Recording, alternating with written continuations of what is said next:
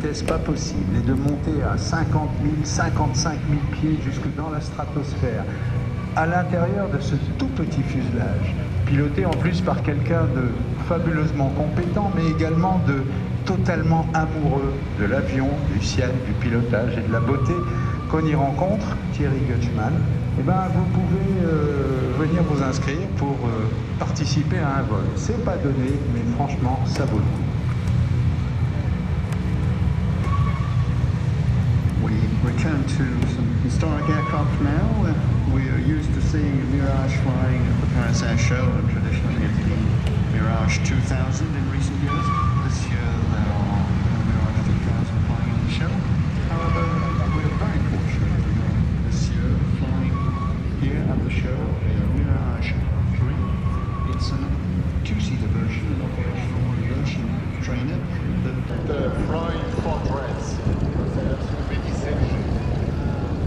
Cela ne sera jamais de l'avoir en vol, même si elle évolue aujourd'hui devant nous dans une série totalement atypique, vu que ces bombardiers décollaient d'Angleterre et ralliaient l'Allemagne dans la haute altitude et en ligne droite, bien sûr.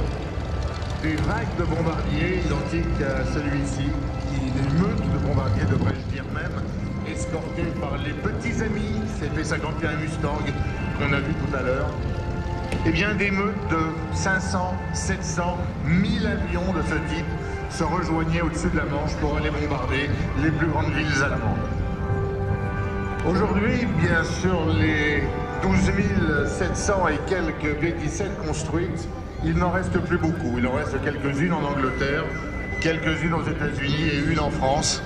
Et vous voyez que finalement, ces bombardiers B-17 donc volent pour rendre hommage à tous les jeunes pilotes qui ont payé cher, qui ont payé de leur vie des missions qui les emmenaient en Allemagne pour bombarder la roue.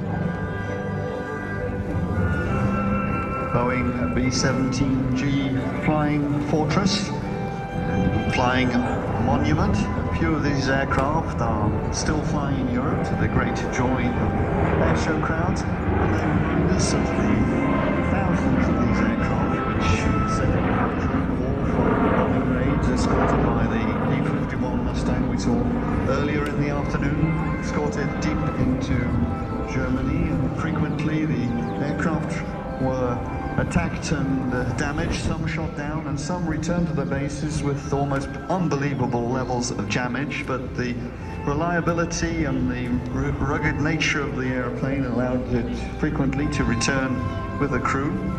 The aircraft is powered by 4 Wright Cyclone engines, each of 4,800 horsepower. It has a maximum takeoff mass of 30 tons and an autonomy of some 12 hours.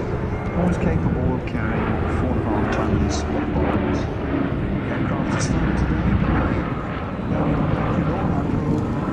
and Michel Bézi, and these 3 pilots together have more than 50,000 hours of flying experience. Une des grandes qualités de ce B-17 était sa robustesse.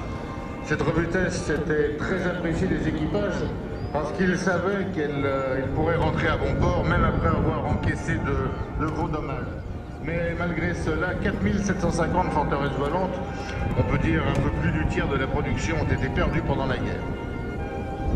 Celles qui sont revenues des combats ont terminé leur existence dans les fameux cimetières d'avions d'Arizona, avant qu'ils ne soient découpés ou fondus au profit des récupérateurs de métaux, des ferrailleurs.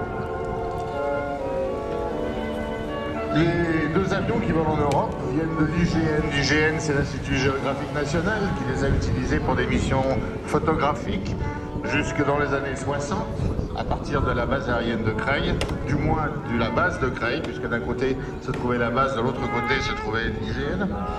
Et celui-ci donc a été remis aux couleurs de la Pink Lady, après avoir été l'une des vedettes du célèbre film Memphis Belle.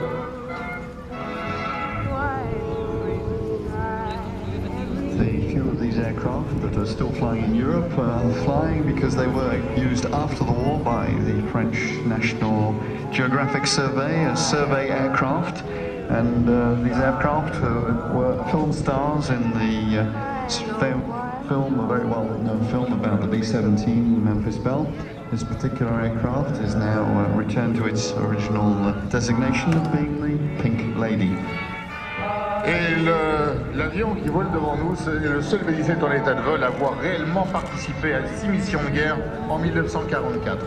Il nous était présenté aujourd'hui par Bernard Vurpillot en place gauche, André Dominé en place droite et Michel Bézi, connaissez-vous bien, 3 pilotes de l'amical Jean-Baptiste Salis qui totalisent à eux 3 près de 50 000 heures de vol.